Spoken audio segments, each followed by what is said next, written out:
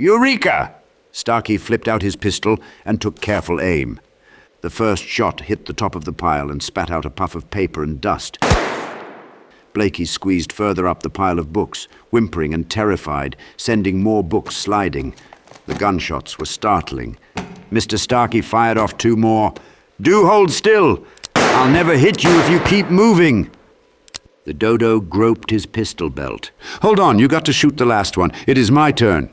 "Your memory is sawdust. You shot the last 3. The monkey protested and cocked an eye. The dodo knocked the monkey to the side, making him miss. The bird fired wildly. "I am in charge. I will shoot whomever I like." His first shot shattered a cracked window pane with a sad pop. The rest of his shots hit the bottom of the pile, stirring a dust cloud that ruined visibility. Blakey tucked behind the sorrowful-looking bronze head at the top of the pile. He clenched tight, hoping and wishing to wake from this nightmare. A clinging, death-gripped nightmare, too terrible to be real. "Come along, son. Pointless nonsense. Boys'll be here soon. You might get us a promotion." The dodo tilted his head, trying to target by sound, but his ears were just as dysfunctional. Thinking he had a good beat on the boy, the dodo carefully aimed with a 2-handed grip. Mr. Starkey was out of bullets and holstered his weapon. He then hiked up his pants before climbing the book mountain. The child buried his head, awaiting capture. His tiny fingers clutched the bronze face. The dodo's last shot hit the back of the statue's head with a resonant ping. "Look, if you don't step out here at once, I'm likely to run out of bullets. There is a shortage. Trying times, consideration. Haven't you any manners?" The dodo changed hands. "I do so loathe the children." A child's whisper, a simple, desperate pleas from the boy, made the bronze statue's eyes open with the sound of a sharpening knife. A frown curled on the statue's mouth when it saw the boy's terrified expression. The harsh sibilance of rubbing metal built, and when the monkey grabbed hold of the boy's pajama foot, the pile shifted in a wave. The mountain of knowledge turned into a volcano, erupting on the monkey, who tumbled to the floor, buried under the books. The bronze head had a body, and one of its hands helped the boy down safely. Its hollow metal figure groaned like an ancient machine press as it emerged from the book pile, towering a good 15 feet over the 2 villains. Mr. Starkey dug out the books and marveled at the rising idol. He dropped to his knees in supplication. The dodo prodded the monkey. "Oh, something big, yes?" Mr. Starkey warned the dodo out of the side of his mouth. "It's him." "Him who?" The dodo had no sense of discretion. "The Maker, you stuffed nonsense." "Oh dear." The dodo fled, flailing into the doorway and falling over. A menacing glare twisted over the statue's oxidized visage, and Mr. Starkey, who was very much frozen with fear, offered his hands up in apologetic surrender. The statue's giant metal hand snatched the monkey up when he too turned to run. "Please, Mr. Carroll, I was only doing my duty." There was no consideration. The statue crushed Mr. Starkey like a wet sponge and tossed the lifeless lump out the nearest window. The dodo was then screaming for assistance outside. The statue strode outside.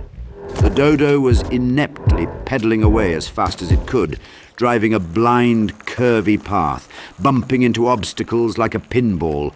The statue tore one of the oversized chess pieces from its ivy web and tossed the stone castle at the dodo. The bird instinctively knew he was doomed and tried to pedal faster. "Who cast that figure so big? It's iniquitous! Cry foul!"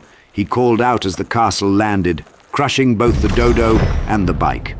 A jet of sawdust spoofed out under the chess piece. The statue turned back to the boy, speaking in the softest, calmest voice. "Are you all right?" The boy looked up in awe at the giant bronze head, smiling down at him with the sculptured face of a middle-aged man. The body, 15 feet of bronze modeled in a Victorian suit and tie, offered its immense hand for a handshake to the boy. "Thank you very kindly for freeing me. Freeing you? The boy questioned, only able to grip the tip of the giant's forefinger. The statue looked around, surveying the state of things. I've been trapped here forever, I should think. It certainly feels that way. Who are you? The boy asked meekly, craning his neck up at such an angle his mouth naturally fell open. Charles Dodgson. That is, I used to be, but I'm afraid here all I will ever be is Lewis Carroll. The statue spoke with a thin, melancholy resignation. Imprisoned, can you imagine? One moment I was sick in bed at my sister's in Guildford, and then the next I was carried off, kidnapped by my own creations. Ruthless little millstones. I suppose they thought I could offer some extension of life, keep them going forever. He was saddened at the horrible state of things. He gave a wave of his hand to the factories. And this is what they've wrought. What has been going on? I didn't write any of this. The boy gawked at the giant, looking around at the entire landscape. What are you doing here, my boy? Children do not belong here, not for a long, long time. We were taken, the boy explained. We? The statue asked with a dangerous tone. The boy gave a list. Others, girls, boys like me, some older, some younger. The statue became rigid with disapproval. Other children? His fists curled, and the sound resonated through his hollow body. Well, that simply will not do. The boy picked up the monkey's shako hat from the ground. The furry corpse lay on a pile of chess pieces stacked outside the opposite building, a broken arm draped lifelessly over the chipped wooden head of a rook in an intimate embrace. The Lewis Carroll statue took the shako hat and set it on the boy's head, as if dressing a doll. Last thing first, to get you out of Wonderland. The statue picked the boy up and set him on his shoulders. He then looked around for directional bearings. The boy was doubtful. How? Find a looking glass, of course. Much to the boy's 18-foot-high delight, the statue set off. Its long, exaggerated legs took the boy sailing through the air. With supernatural grace, it scaled the chess piece mountain that had been a dead end to the boy.